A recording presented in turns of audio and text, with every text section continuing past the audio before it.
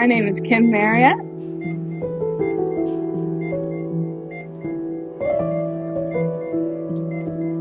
My name is Reverend Jeff Marriott.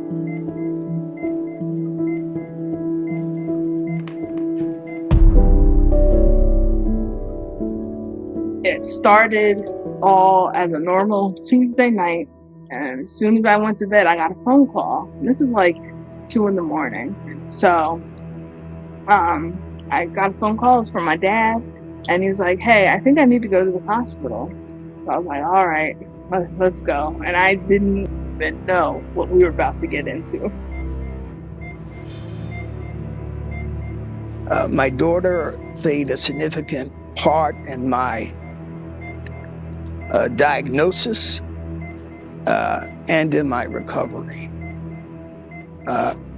Matter of fact, had she not responded to my call in a timely manner and gotten me to the hospital in a timely manner, my story would not be what it is today. He said, "Dad, there's a red mark on your arm." It almost looked like a bruise. And 15 minutes later, she said, "It's growing, it's expanding." And at that point, she started taking pictures. And the ER physician started taking pictures as well. And I never seen anything grow so quickly on a person. But it was very alarming.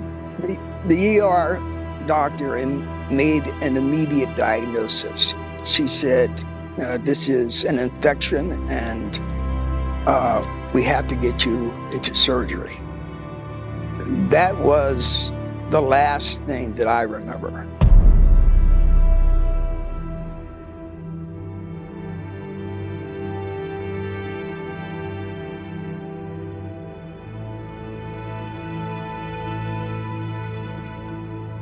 The oncologist, the cardiologist, infectious disease, plastics, the internist. Watch me. Collectively, they brought a bad report, a bad diagnosis. And the undertaker was on standby. They brought a threefold diagnosis: necrotitis, fasciitis, sepsis, and atrial fibrillation. We knew it was an infection, but we weren't sure of the severity. And then the lead surgeon came in and she told us that it's a fast-moving, flesh-eating bacteria, and that if they didn't take care of it now, it was possible that they would have to amputate his arm. Prayed over him before his first surgery because it was the most critical surgery probably of all of it, because they had to remove the bacteria completely.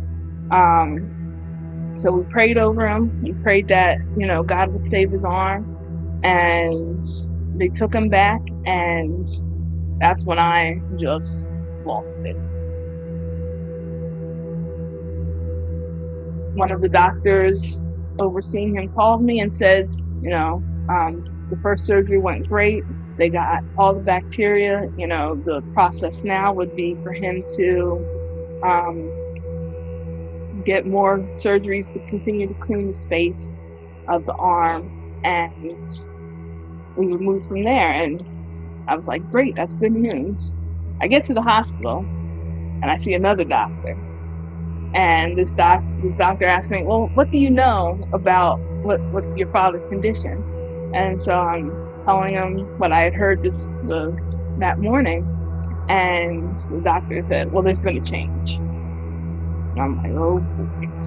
So he tells me that they took a CAT scan of my father's arm, and it was likely due to the amount of oxygen in his arm that the bacteria was still in there and that it was spreading to his chest.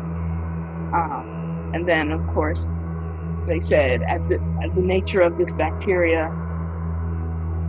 we're not sure if we can get it all if it gets to that point.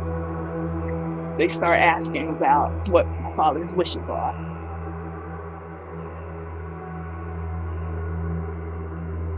I was prepared for the worst. And I got in the waiting room. The doctor sat us down and he said, well, the surgery went well. Actually, it went better than we thought. We went in, we got into the surgical room, and all we found was air. God just worked a miracle, and I don't even have the words to say what God did that day, but he just worked a miracle. From what the doctor said would be an infection to what them finding was air. It's just God. It's just God.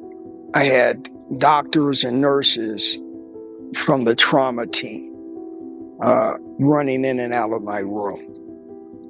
Deacon Rhonda calls Reverend Trader.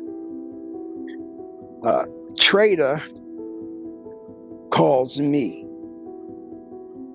But I can't answer my phone because I'm in the throes of serious AFib. But Trader has the audacity to pray anyhow and to deposit the prayer in my voicemail box.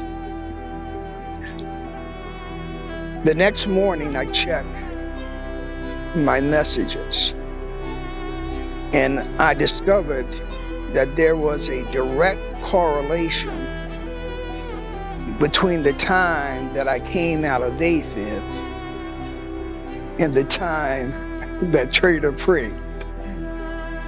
I thank God